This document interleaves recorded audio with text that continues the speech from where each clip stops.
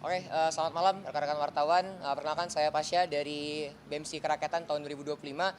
Kami dari BEMSI Kerakyatan kebetulan dapat undangan dari Pak Mensesnek dan Pak Seskap sebetulnya, tapi yang hadir tadi kebetulan Pak Prasetyo Hadi, Pak Mensesnek, dan didampingi juga oleh Pak Mendikti Saintek yaitu Prof. Brian. Begitu, Pak kawan.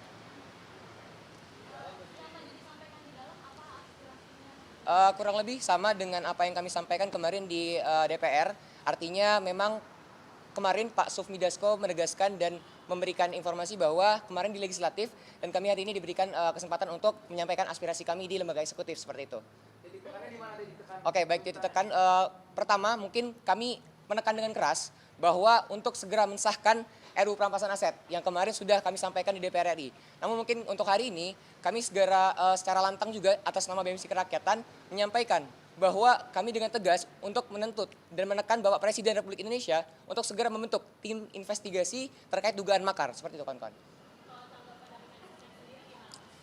Tanggapannya cukup baik. Tadi kami diberikan waktu kurang lebih nanti belum tahu ya waktunya berapa, tapi tadi Bapak Mensesnek sudah memberikan respon yang cukup positif dan segera akan disampaikan ke Bapak Presiden. Kebetulan memang tadi sebetulnya Pak Presiden ingin menemui kami, namun ada acara maulid di Istiqlal kebetulan. Iya? Belum sempat ketemu sama Bapak Presiden.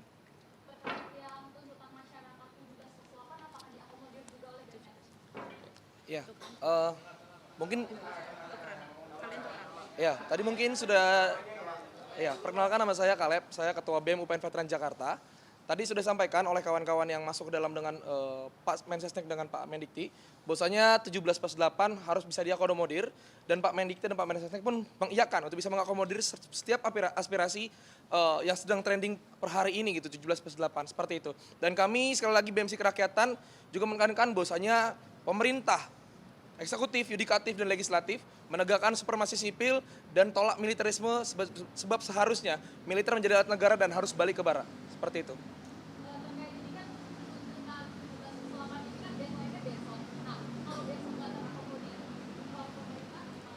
Iya, per hari ini sebenarnya kami menemui Bapak Menteri, Pak Mensesnek dan Pak Mendikti. Bukan berarti ini kemenangan yang sudah mutlak bagi kami, tetapi harus ada pengawalan-pengawalan yang jelas gitu. Dan kami mengajak seluruh masyarakat untuk bisa mengawal apapun tuntutan, baik 17+8 ataupun aspirasi ataupun tuntutan yang disebarluaskan ataupun disuarakan oleh masyarakat di setiap daerah, itu harus tetap dikawal dan tetap disuarakan seperti itu.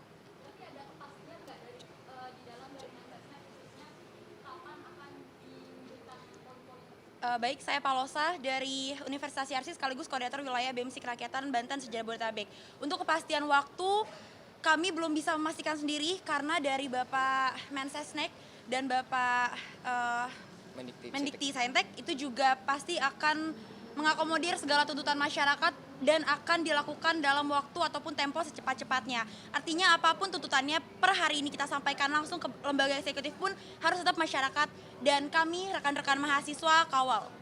Kalau misalnya tuntutan ini tidak dilaksanakan sampai dengan waktu, apakah akan melakukan demonstrasi atau tadi sempat tidak demo dari BEMSI Kerakyatan? Oke, untuk tidak ada kejelasan tersendiri gitu untuk demonstrasi dan tidak ada juga untuk menahan tidak demo dari Bapak Menteri di dalam gitu. Artinya apapun tuntutan yang kita sampaikan itu sudah diterima dengan baik dan akan dilakukan dalam tempo secepat-cepatnya.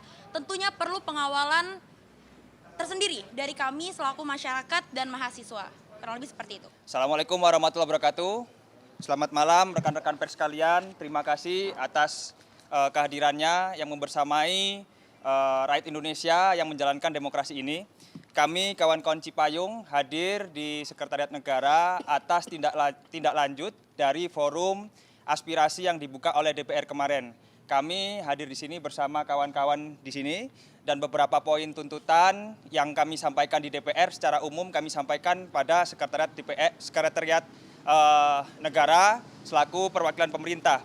Beberapa yang menjadi titik fokus kami adalah bagaimana kawan-kawan aktivis di seluruh daerah dan seluruh kabupaten kota bisa tidak ada yang dilakukan kriminalisasi. Pembebasan aktivis ini tentu menjadi tujuan pokok kami. Lalu yang berikutnya adalah mengenai bagaimana tim investigasi harus dibentuk oleh Presiden, dan berikutnya adalah kebijakan-kebijakan yang berpihak kepada masyarakat, misalnya pajak dan lain sebagainya, agar tidak dinaikkan oleh Presiden dan pemerintah, seperti itu. Kawan-kawan yang lain silakan. Ya, Baik. Rishad dari DPP GMNI, Ketua Umum. baik. Jadi kami menambahkan, jadi tadi kami mengusulkan bahwa sebagai langkah konkret untuk tidak ada kriminalisasi dan pemukaman suara aktivis, jadi kita sama-sama membuat report dan krisis desk untuk kita sebagai civil society, khususnya organisasi-organisasi ini, mengumpulkan temuan-temuan yang ada di seluruh kabupaten kota yang ada di Indonesia, karena kami ketepatan organisasi yang ada di nasional, tentang kriminalisasi oleh aktivis. Nah, pengumpulan itu kemudian tadi pemerintah juga sudah setuju untuk akan dibantu proses pengeluarannya. Itu. Dan yang kedua, tentunya kami dari organisasi mahasiswa juga menekankan serius kepada pemerintah untuk bersungguh-sungguh melakukan perbaikan institusi publik. Untuk bersungguh-sungguh melakukan perbaikan institusi publik dan memberikan atau membuat institusi publik yang inklusif, yaitu institusi publik yang menyerap aspirasi masyarakat dan mendistribusikan hak. Jadi itu yang kawan-kawan tadi sampaikan di dalam. Sedikit menambahkan dari dua kawan saya yang tadi kami juga sampaikan.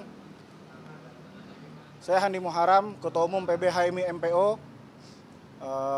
Kami menyampaikan juga tadi bahwasanya pemerintah harus berkomitmen secara bersama-sama menegakkan supremasi sipil. Kemudian kami juga menyampaikan agar pemerintah segera melakukan reformasi Polri sebagai komitmen penegakan supremasi sipil. Dan yang terakhir, pemerintah juga harus membersamai legislatif untuk segera mengesahkan undang-undang perampasan aset dengan menyelesaikan KUHAP sebagai bentuk pengejawantahan komitmen Presiden Republik Indonesia dalam pemberantasan korupsi. Sekian. Ada mau nambahin?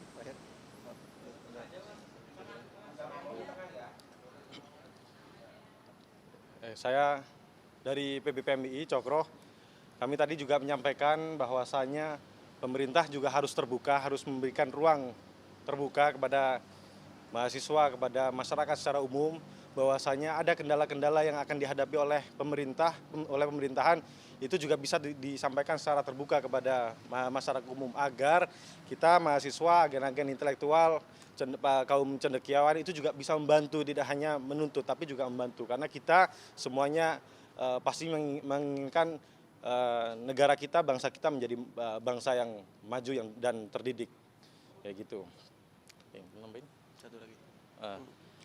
Baik, izin menambahkan satu hal penting. Saya Wayan Darmawan, Ketua Umum Pimpinan Pusat Kesatuan Mahasiswa Hindu Dharma Indonesia.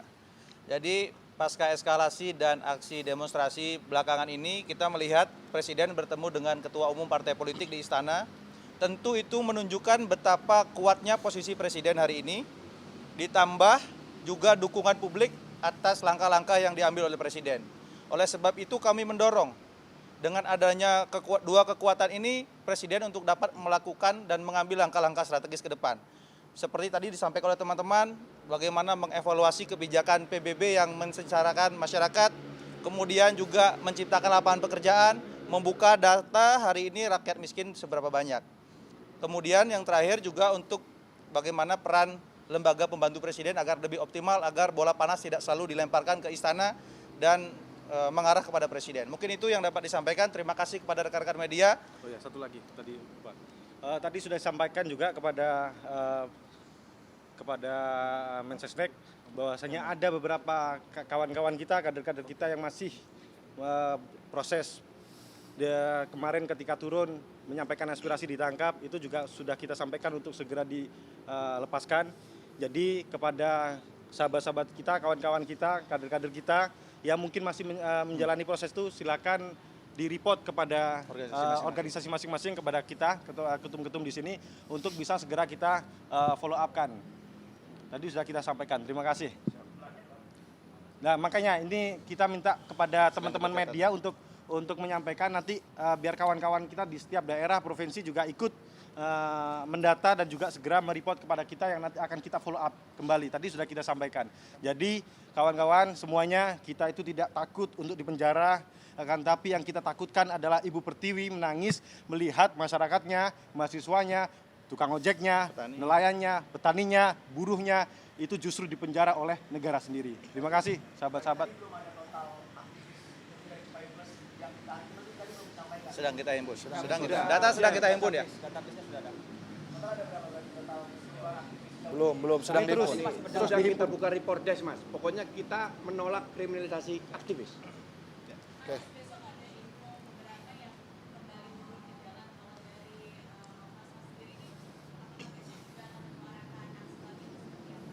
Banyak nih. Banyak masing-masing itu. Masing-masing. Tergantung dari organisasinya, Pak. Pastinya di setiap organisasi kita terus melakukan kajian-kajian, Mas. Nanti ada RTL-nya masing-masing juga. Nanti pasti juga disampaikan juga. Baik. Mungkin satu lagi lah. Oh ya, itu sudah dicabut. Kami sampaikan. Kami sampaikan. Kami Dibatalkan. sampaikan. Pertemuan malam ini ada marahnya nggak? Ada, Mas. Jadi pertemuan malam ini memberikan kita semangat untuk terus mengkritik dan mengkoreksi bangsa Indonesia. Ya. Terima kasih. Karena beliau sampaikan Mungkin- bahwa kritik dan koreksi adalah bentuk kecintaan masyarakat terhadap negara. Ya.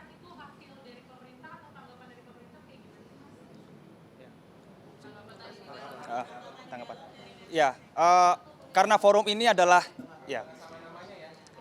Rishad, Ketua Umum DPP GMNI. Karena forum hari ini adalah forum tindak lanjut atas pertemuan kami yang di DPR kemarin, maka ini adalah bentuk penyerapan aspirasi dari pemerintah itu sendiri yang berkolaborasi dengan DPR tentunya. Kajian-kajian sudah kami serahkan sebagaimana di DPR kemarin dan kami ulangi kembali di dalam kantor tadi, seperti itu. Ya.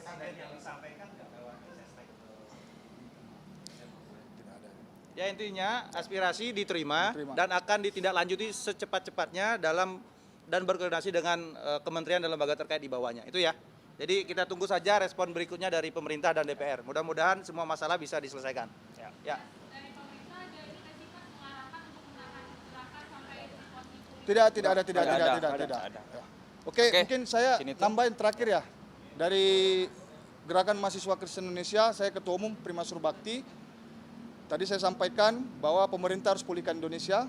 Yang pertama adalah menjadikan hukum panglima tertinggi di Indonesia. Yang kedua tadi kita bicara ekonomi, bagaimana mengatur tata kelola sumber daya kita agar dikelola dan digunakan untuk kemakmuran rakyat. Jadi tadi juga kita banyak sampaikan bahwa bagaimana pemerintah bisa mengatur untuk kemakmuran rakyat, bagaimana tadi juga kita cerita tanah kita dikuasain oleh pihak swasta, bagaimana juga kita impor beras, impor minyak dan semua. Jadi kita juga menyarankan agar pemerintah bisa mengelola dengan baik dan tidak ada uang negara yang dirugikan, tidak ada rakyat yang dirugikan. Kami juga meminta untuk tegas terhadap koruptor dan mafia-mafia yang merugikan rakyat. Dan yang ketiga juga tadi GMKI menyampaikan bahwa banyak warga gereja juga yang dipersekusi, banyak warga gereja juga yang diintimidasi, bahkan ada pelanggaran HAM. Tadi saya juga menyampaikan kepada Pak Mensesnek agar mengkaji, merumuskan kembali peraturan presiden, draft peraturan presiden yang sempat tertunda pada zaman Pak Presiden Jokowi dengan melibatkan seluruh pimpinan agama. Itu saja dari GMKI, terima kasih.